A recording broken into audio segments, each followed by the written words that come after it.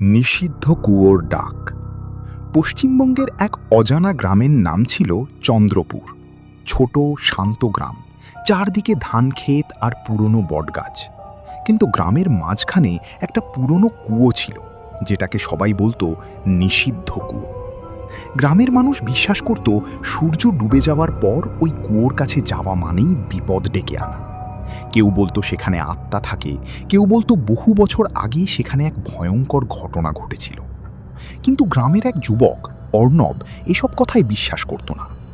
একদিন সন্ধ্যায় তার বন্ধুদের সঙ্গে গল্প করতে করতে সে বলল, এগুলো সব কুসংস্কার, একটা কুয়ো আবার কাউকে কি করবে। বন্ধুরা তাকে অনেকবার বারণ করল। একজন বলল, রাতে ওদিকে যাস না অর্ণব, অনেকে গিয়েছিল আর ফিরে আসেনি।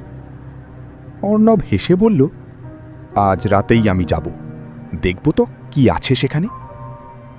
সেই রাতেই, ঠিক রাত 12টার সময়, অর্ণব একা টর্চ নিয়ে বেরিয়ে পড়ল। গ্রামের পথ তখন একদম নিস্তব্ধ, শুধু দূরে কুকুরের ডাক আর বাতাসে বটগাছের পাতা নড়ার শব্দ। ধীরে ধীরে সেই নিষিদ্ধ কুয়োর কাছে পৌঁছাল। কুয়োটার চারপাশে একটা অদ্ভুত ঠান্ডা হাওয়া বইছিল। মনে হচ্ছিল যেন চারপাশের বাতাস ভারী হয়ে গেছে। অর্ণব টর্চের আলো কুয়োর ভিতরে ফেলল, কিন্তু ভেতরে শুধু অন্ধকার, গভীর কালো অন্ধকার। হঠাৎ সে একটা শব্দ শুনল, অর্ণব। সে চমকে উঠল, চারপাশে কেউ নেই। আবার সেই শব্দ, অর্ণব, আমাকে বাঁচাও। এবার শব্দটা আসছিল কুয়োর ভিতর থেকে।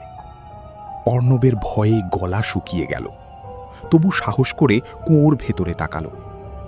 হঠাৎ টর্চের আলোতে সে দেখল কুয়োর গভীরে একটা মহিলার মুখ।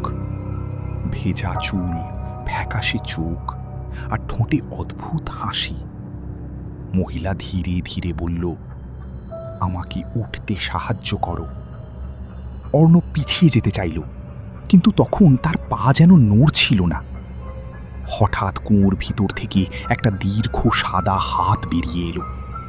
সেই হাত ধীরে ধীরে অর্ণবের দিকে বাড়তে লাগল। অর্ণব আতঙ্কে চিৎকার করল, কে তুমি? মহিলার গলা এবার ভয়ঙ্কর হয়ে উঠল, আমি সেই মেয়ে যাকে এই কুয়োতে ফেলে মেরেছিল গ্রামের মানুষ। হঠাৎ কুয়োর ভিতর থেকে আরো অনেক হাত বেরিয়ে এলো। সবগুলো হাত অর্ণবকে ধরতে চাইছে।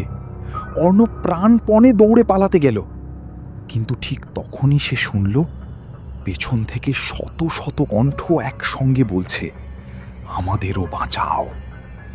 সে পিছনে তাকাতেই দেখল কুয়োর ভেতর থেকে অনেকগুলো মুখ উঠে আসছে। কারো চোখ নেই, কারো মুখ ছিঁড়ে গেছে। সবাই একই কথা বলছে, আমাদেরও কেউ বাঁচাতে আসেনি। ভয়ে অর্ণব দৌড়ে পালালো। পরদিন সকালে গ্রামের মানুষ তাকে কুয়োর পাশে অজ্ঞান অবস্থায় পেল। সে জ্ঞান ফিরে শুধু একটা কথাই বলল, ওরা এখনো বেঁচে আছে কুয়োর ভিতরে। তারপর থেকে অর্ণব আর কখনো স্বাভাবিক হয়নি। সে মাঝে মাঝে রাতে চিৎকার করে ওঠে, ওরা ডাকছে, ওরা সবাই বেরিয়ে আসতে চাইছে। আর গ্রামের মানুষ আজও বলে, রাত 12টার পর যদি কেউ নিষিদ্ধ কুয়োর পাশে যায়, তাহলে সে স্পষ্ট শুনতে পাবে কুয়োর গভীর থেকে শত শত কণ্ঠ একসাথে বলছে, আমাদের বাঁচাও।